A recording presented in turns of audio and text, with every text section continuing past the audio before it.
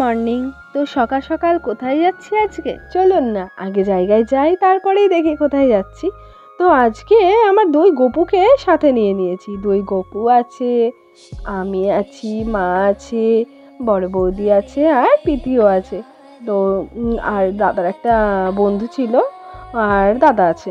তো আমরা সবাই মিলে এখন চলে যাচ্ছি সেই জায়গা, কিন্তু এখন বলবো না, আগে চলুন জায়গায় পৌঁছাই তারপরে দেখবেন।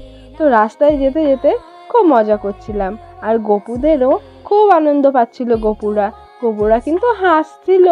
দেখুন, আমি কোলে নিয়েছি বড় গপুকে আর ছোট গপু আছে বড় বৌদির কোলে। তো দুই গপুর এইরকমভাবে লং জার্নি কিন্তু আজকে প্রথম। এর আগে গেছে বাড়ির কাছে পিঠেই এত দূরে, আর আমাদের গাড়িতে আজকে প্রথম উঠেছে আমার গপুরা। তো গপুদের সাথে সাথে আমরাও বেশ খুশি ছিলাম, মানে এত ভালো লাগছিল আজকের সকালটা আর ভাবার কথাই নেই।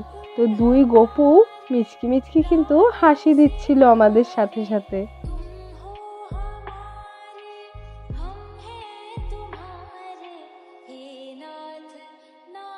এই যে আমাদের বড় গপু আপনাদের সকলকে কিন্তু বলছে কমেন্ট বক্সে রাধে রাধে লিখে যেতে। তো আমরাও রাধে রাধে বলছিলাম আর হাসছিলাম, গান করছিলাম। আপনারাও কিন্তু রাধে রাধে লিখে যাবেন কমেন্ট বক্সে, একদম ভুলবেন না। আর ছোট গপু সকলকে বলছে সুপ্রভাত।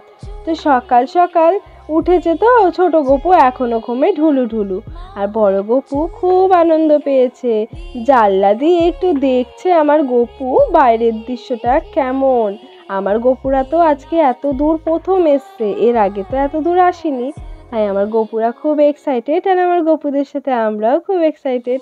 তো এখন আমরা হাই রোড দিয়ে বেরিয়ে যাচ্ছি আর কৃষ্ণনগর হয়ে তারপরে চাপড়ার লাইন দিয়ে চলে যাব টেহট্টুর দিকে। তো এই যে এটা হচ্ছে পোস্ট অফিসের মোড়। পোস্ট অফিসের মোড় থেকে আমরা বুড়িমার সামনে দিয়ে, মানে বুড়িমা যেখানে পুজো হয় তার সামনে দিয়ে বেরিয়ে চলে এসেছি। আর এই রাস্তাটা কিন্তু অসাধারণ। ছোটোবেলায় যখন এই রাস্তা দিয়ে মামার বাড়ি যেতাম আর এই রাস্তার সৌন্দর্য দেখতে দেখতে যেতাম, খুব ভালো লাগতো। কিছুটা পাহাড়ের ফিল আসছে, আসলে এগুলো হচ্ছে ইট ভাটার মাটি। তো এতটাই উঁচু আর তার উপরে জঙ্গল হয়ে গেছে, মনে হচ্ছে যেন পাহাড়। আর এই যে এইগুলোকে ছোটোবেলায় তো বলতাম গুহার ভেতর দিয়ে আমার মামার বাড়ি যেতে হয়, কারণ দুদিক থেকে গাছগুলো এমনভাবে ঘিরে রেখেছে মনে হচ্ছে যেন একটা গুহার ভেতরে ঢুকে যাচ্ছি। এত সুন্দর ওয়েদার আর এত সুন্দর পরিবেশটা, মানে কি বলবো, মানে চোখ ফেরানো যাচ্ছিল না। এখন তো আমরা একবারে বাকরুদ্ধ হয়ে শুধু এই পরিবেশের সৌন্দর্যটা দেখছিলাম। একদিকে সুন্দর মাঠও কিন্তু রয়েছে।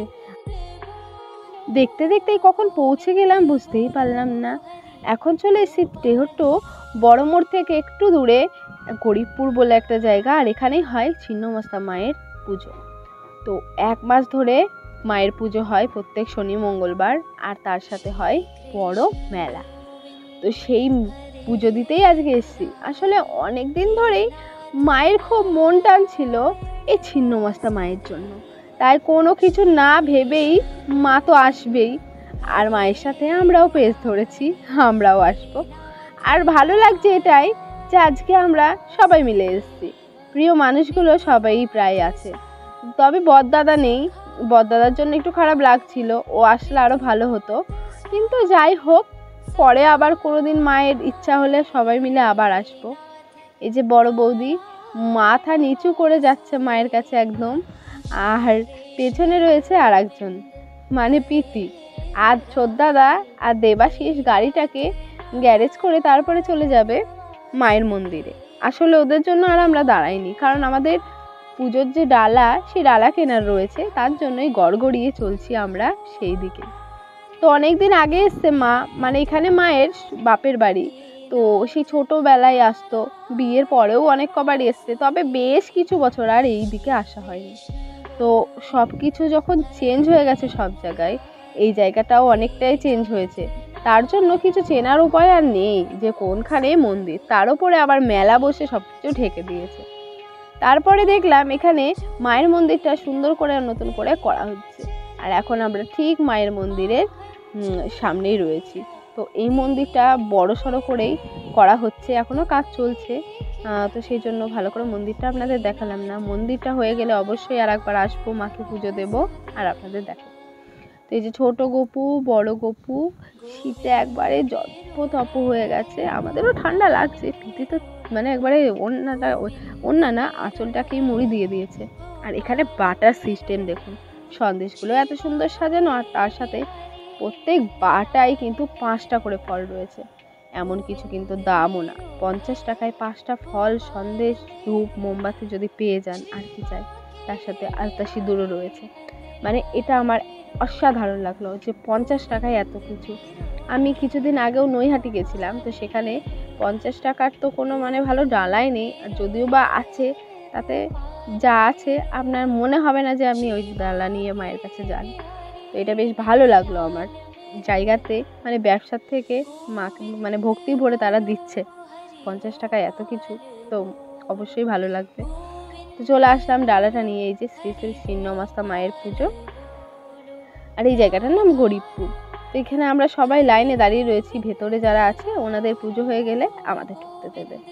তো এই মায়ের দর্শন বহুদিন পর করলাম, খুব ভালো লাগছে মাকে দর্শন করে, মন প্রাণটা ভরে গেল। অনেক গোপাল রয়েছে দেখলাম, মাকে জিজ্ঞাসা করতেই বললো অনেকে মানসিক করে যায় তাদের সন্তান লাভের আশায়, তো সেই জন্যই গোপাল দিয়ে তাদের ইচ্ছা পূরণ হলে পুজো দিয়ে যায়। তো এখন আমরা মন্দিরের ভেতরে ঢুকে পড়লাম আর বসেও পড়েছি, এখানে সুন্দর করে আমাদের পুজোটা দিয়ে দেবে। আর যে মানে ব্রাহ্মণ যিনি ছিলেন খুব সুন্দর, তিনি নাম গোত্র করে পুজো করে দিলেন, সাথে অঞ্জলি দেওয়াও হলো। অঞ্জলি টঞ্জলি দিয়ে আমরা বাইরে দাঁড়িয়ে রয়েছি, আর মা আর তোমার হচ্ছে বড় বৌদি সব কিছু জোগাড় করছে, মানে ধূপ মোমবাতি জ্বালাবে তো সেই জন্যই ওগুলো রেডি করছিল। আর আমার মা কিন্তু বাড়ি থেকে সব গুছিয়ে নিয়ে আসে, একবারে দেশলাই থেকে শুরু করে সব কিছু, যাতে এখানে এসে কোনো রকম সমস্যা না হয়। আর যখন নিজেদের গাড়িতে আসা হয় তখন তো মা আরও বাক্সবন্দি বেশিই করে। তো এখানে বড় বৌদি ধূপ দিয়ে দিচ্ছে, সাথে মাও রয়েছে, মা রয়েছে পেছনে, ওই যে দেখা যাচ্ছে একটু। তো সুন্দর করে এখানে ধূপ মোমবাতি দেওয়ার পর এখন আমরা নিচে চলে যাবো। আর এই যে ইনি দাঁত বের করে একদম মানে একবারে কি বলবো, সব কটা দাঁত দেখিয়ে দিচ্ছে। এখন পুজো দিয়ে চলে এসেছি, আর সেই দোকানের সামনে আবার আসলাম। আমাদের যে বাটাগুলো বা ডালাগুলো সেগুলো এখন প্যাকেট করে দেবে, যাতে আমাদের বাড়ি নিয়ে যেতে সুবিধা হয়। এখানে এখন মেলা দেখবো একটু, তারপরে যাব এখানের আর একটা বিখ্যাত মন্দির, কেষ্টরাই মন্দির। তো নেক্সট ভিডিওতে আপনারা সেগুলো দেখতে পাবেন। তো আজকের মতো এখানে ভিডিওটা শেষ করছি, তো টাটা।